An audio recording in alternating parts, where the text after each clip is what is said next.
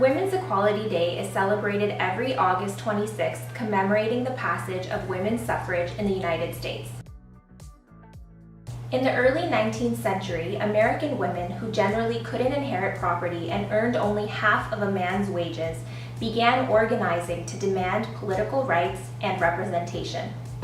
It was women's involvement in the World War I effort that made their contributions painfully obvious, and women's suffrage finally gained substantial support. Today, we celebrate tremendous efforts by women and girls around the world in shaping a more equal future.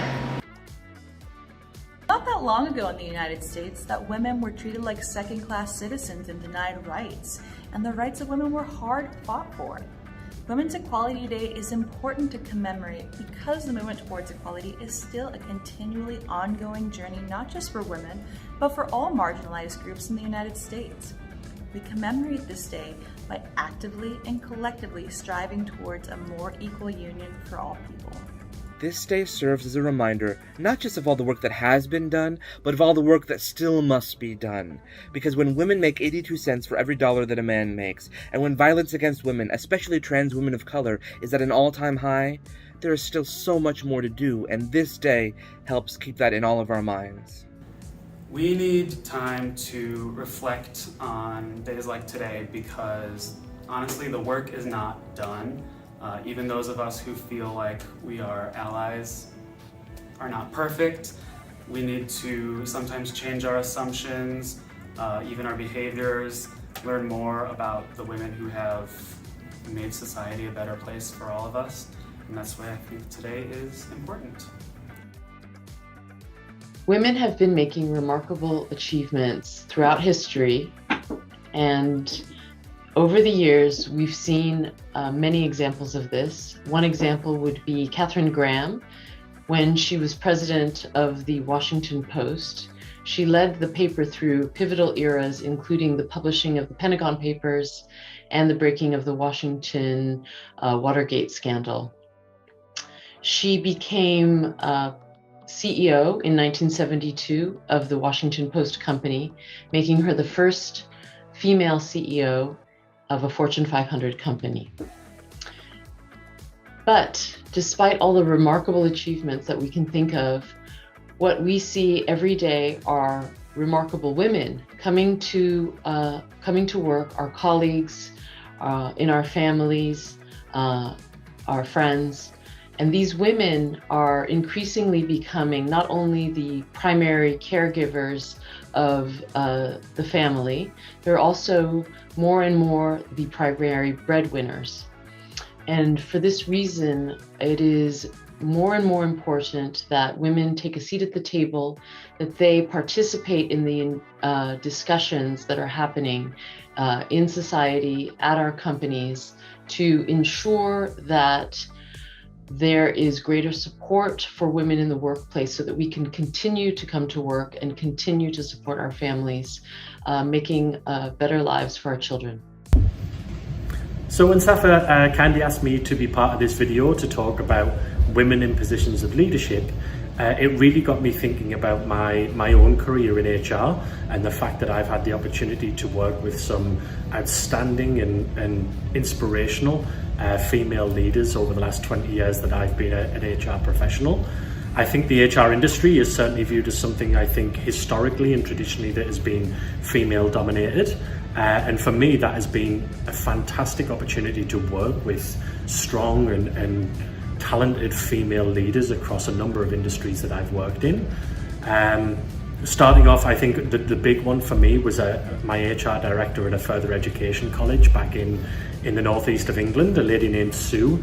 She was one of the most inspirational women I've ever worked with in my life. She was a phenomenal HR professional. She was a fantastic person, and she was really just a huge developmental and guidance tool for me as I was finding my way in human resources.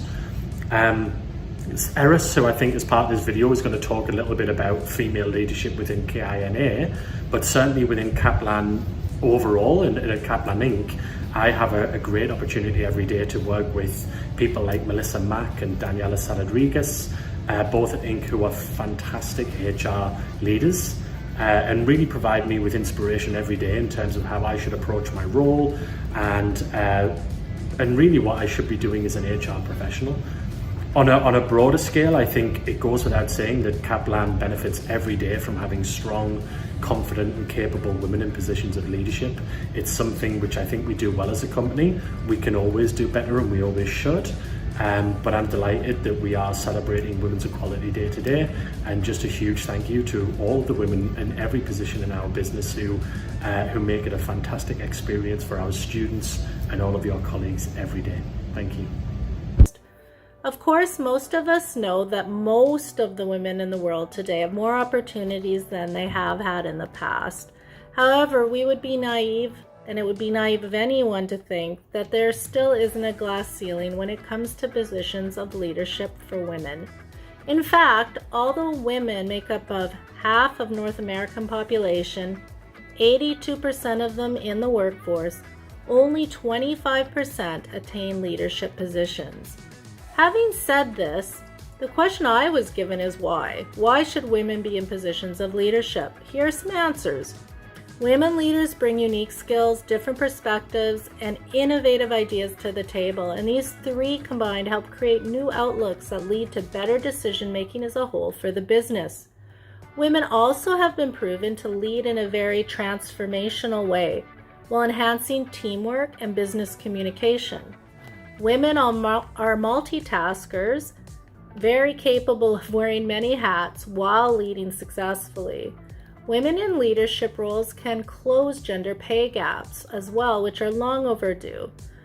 Women leaders as well can be great mentors. 29% of women in mid-management positions believe that gender will be an obstacle to advancement. To overcome this obstacle, women in leadership positions can mentor others and begin empowering the bright young minds of the next generation. On this last point, I remember very clearly each and every time I've worked with women who are in higher positions than me. Unfortunately, I can count these times on one hand. It means something to see that a woman like me can attain a higher position. For Kaplan North America, we are very fortunate, I believe, to have so many strong female leaders successfully running schools, the crux of our business, which is no small feat. Lane Gladstone, Lisa Halsworth, Jillian Nelson, and Caitlin Glatz are just some of Keena's female school directors, while we also have Wendy Henderson, Gladys, and Kasha in the Keena Senior Management Group. This gives me, and I'm sure many women who want to move up at Kaplan, hope that it's possible to move up in the career world as a senior leader. Having said all of this, when just looking at the bottom line of a business, did you know that high-performing businesses tend to have more women in leadership roles? 37% of leaders in higher-performing companies are women, compared to 19% of leaders in lower-ranked companies. For all of these reasons, I hope women will one day hold 50% of leadership positions, and next time you are in a meeting, I ask, look to see if gender diversity has a seat at the table.